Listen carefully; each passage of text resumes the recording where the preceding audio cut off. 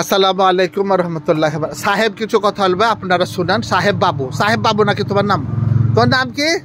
হ্যাঁ, আমার নাম সাহেব বাবু আব্বা। আচ্ছা, সাহেব শেখ বাবু আব্বা। আরে আমাকে কথা দেবে, আমাকে কথা বলছে আব্বা। হ্যাঁ, তোমাকে কথা বলছে।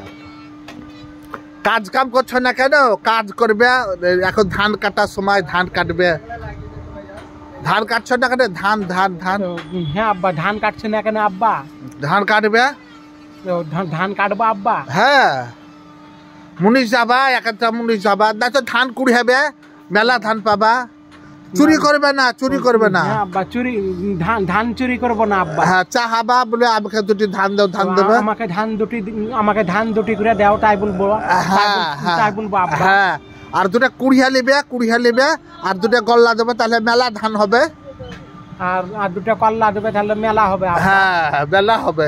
তুমি কাজ করিও, হ্যাঁ, কাজ করলে তুমি মেলা পয়সা পাবা। আর বেরিয়ে বেড়াচ্ছ, লোকে কাল দিচ্ছে, ই করছে। কাজ করলে পরে আমাকে মেলা পয়সা দেবে আব্বা। 300-400 করে মুনিশ এখন, 300-400।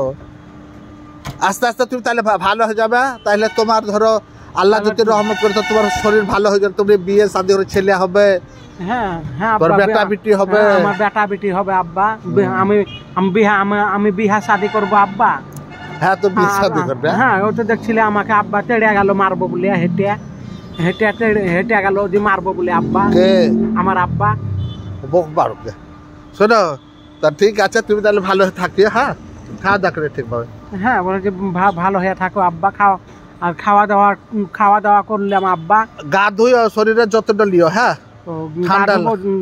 আমি আব্বা গা ধুবো, দিয়ে জুত হয়ে বেড়াবো আব্বা।